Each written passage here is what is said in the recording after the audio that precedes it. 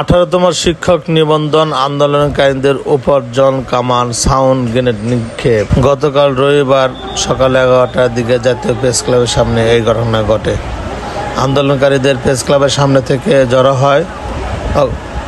হয়ে অগ্রসর হওয়ার চেষ্টা করলে পুলিশ তাদেরকে আটকে দেয়। পুলিশ বারবার সরে দেওয়ার নির্দেশ দিলেও আন্দোলনকারীরা তা না মেনে স্লোগান দিয়ে তাহলে আমাদের চাকরি হবে না। আমরা যদি যোগ্য হয়ে থাকি আমরা সনদ পাবো।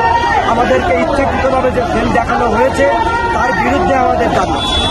প্রায় 20,000 প্লাস শ্রমকে অবৈধভাবে ফেল করা হয়েছে। ফেল করার কোনো নীতিমালা এনটিআরসি নেই। এনটিআরসি বিগত 1 থেকে 17তম নিবন্ধন পর্যন্ত যারা ভাই অংশগ্রহণ করেছে সবাই পাস করেছে, কিন্তু আমরা 18তম নিবন্ধনে লিখিত পরীক্ষা আমরা অনেক কঠিন পরীক্ষায় উত্তীর্ণ হয়েছি।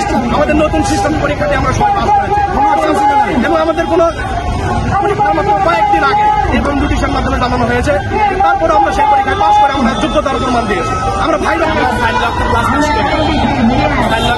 আমরা লিখিত পরীক্ষা দিই, সেখানে আমরা 83 ক্লাস পাস করি।